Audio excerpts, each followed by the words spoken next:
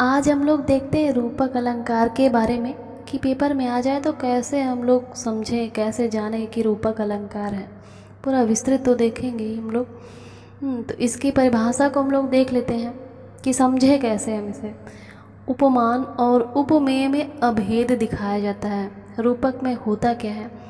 उपमान मैंने आपको बताया था कि क्या है, जिससे उपमा दी जाती है, और उपमेय क्या है, जिसकी उपमा दी जा रही है। तो दोनों में अभेद मतलब कोई भेद है ही नहीं। उपमा में क्या था कि दो भिन्न वस्तुएं हैं, दोनों में समानता दिखाई जा रही है।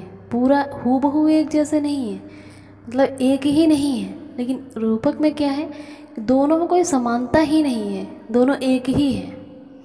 और यहाँ पे देखिए दूसरे अर्थ में कैसे जानते हैं, उपमेय का उपमान पर आरोप किया जाता, मतलब ये तो वही है। उसमें क्या था, नायिका चांद के समान दिखती थी उपमा में, लेकिन रूपक में क्या है कि नायिका चांद ही है, चांद के समान नहीं बल्कि चांद ही है।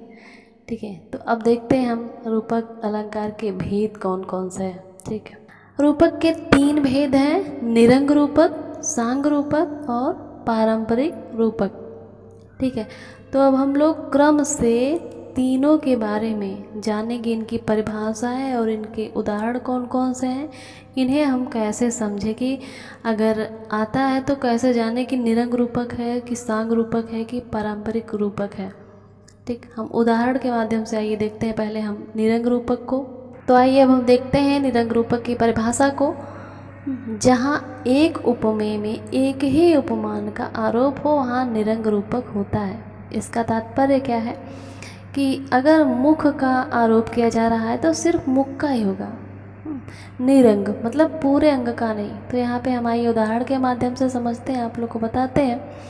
हरिमुख पंकज भ्रुवधनुष खंजन लोचन मित बिंब अधर कुंडल मकर बसे रहत मोचित।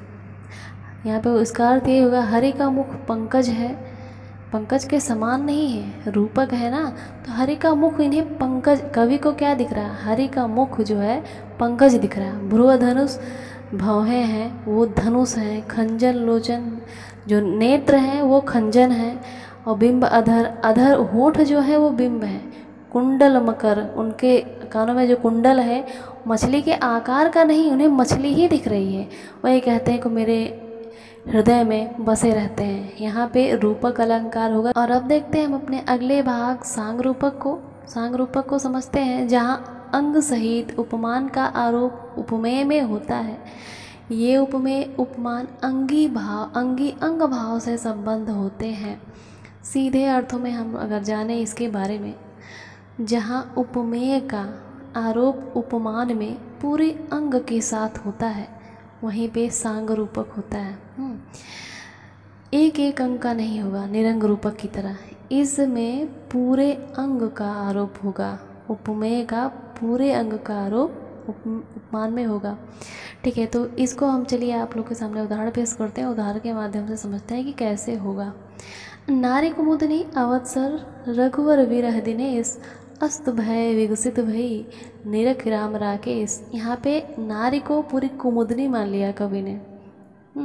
नारी कुमुदनी, पूरी नारी को कुमुदनी मान लिया। अवधसर अयोध्या को सरोवर मान लिया है। विरह रघुवर विरह दिनेश, और उनका विरह, नारियों का विरह क्या है, विरह को सूर्य मान लिया है। अस्त भय विकसित भई, जब वो सूर्य अस्त होता है तो ये खिल उठती हैं, कुमुदनी खिल उठती है। यहाँ पे नारियों को भी माना गया है। निरख राम राकेश, किसे देख के, राम का आरोप यहाँ पे चंद्रमा के लिए हुआ। ठीक है, चंद्रमा को देख के कुमुदनी खिल उठती है, अर्थात यहाँ पे नारी का आरोप कुमुदनी से, राम का चंद्रमा से, विरह का दिनेश से हुआ है। ठीक है, तो यहाँ पूरे अंग का आरोप होने के कारण यहाँ पे सांग रूपक अलंकार होगा। ठीक है, एक एक अंग का अगर हुआ होता तो यहाँ पे निरंग रूपक होता। अब हम लोग देखते हैं अपने अंतिम भाग पारंपरिक रूपक के बारे में। जब एक रूपक दूसरे रूपक का आरोप का कारण बने तो वहाँ पे पारंपरिक रूपक होता है। ठीक, यहाँ पे हम अपने शब्दों में देखते हैं, जब एक रूपक का आरोप दूसरे रूपक का कारण बनता है, एक के कारण दूसरा संभव होता है, तो वहीं पे पारंपरिक रूपक होता है। आइए देखते हैं हम उदाहरण के माध्यम से आप लोग के सामने। उदाहरण देते हैं आप लोग के सामने। राम नाम सुंदर करतारी, संशय विहग उड़ाव नहारी। यहाँ पे इसके अर्थ को जान लीजिए, तभी आप लोग को समझ में आएगा।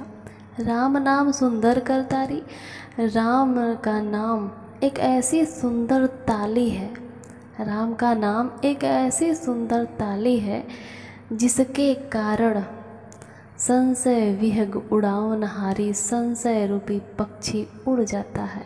तो आप लोगों ने देखा कि एक रूपक का आरोप दूसरे रूपक के आरोप का कारण कैसे बना। राम नाम का आरोप ताली से हुआ, सुंदर ताली से, जिसके कारण, उस सुंदर ताली के कारण संशय रूपी विहग, यहाँ पे संशय का आरोप पक्षी पे है। ठीक है, संशय रूपी जो पक्षी है वो उस सुंदर ताली के कारण उड़ जाती है। ठीक है, तो यहाँ पे कारण होने के कारण पारंपरिक रूपक अलंकार हुआ। ठीक है, आइए लास्ट में अब हम जान लेते हैं उनके लिए जिन्हें दोहे का अर्थ भी नहीं आता, लेकिन फिर भी हम उस अलंकार निकालना हुआ तो कैसे जाने कि रूपक अलंकार। ठीक है, तो आप लोग देखे होंगे कि उपमेय और उपमान होता है ना रूपक में, तो इतना तो जानते ही हैं कि क्या है। तो इन दोनों के बीच में रूपक में क्या होता है, उपमेय और उपमान के बीच में एक योजक चिन्ह बना हुआ होता है। जैसे संशय और विहग के बीच में है योजक चिन्ह है, तो ये हम जानेंगे कि ये रूपक अलंकार होगा। ये 100% श्योर नहीं है, लेकिन हाँ ज़्यादातर होता है। उपमा में भी होता है। उपमा में कब होगा आप जानेंगे, वहाँ पे साधारण धर्म और वाचक भी होता है। तो वो जो वाचक होता है सा सी सु सो, उसके बीच में होता है। ठीक है, उसके पहले होता है तो वहाँ उपमा होगा, और अगर ऐसे हुआ तो रूपक होगा। हम आशा करते हैं कि आप लोग समझ पाए होंगे रूपक अलंकार को अच्छी तरह से। अगर समझ पाए हैं तो चैनल को सब्सक्राइब कीजिए और लाइक कीजिए, और हिंदी पढ़ने के लिए बने रहिए हमारे साथ ममता नोटिस पे। अगर वीडियो पसंद आई हो तो ज़्यादा से ज़्यादा शेयर करें। धन्यवाद।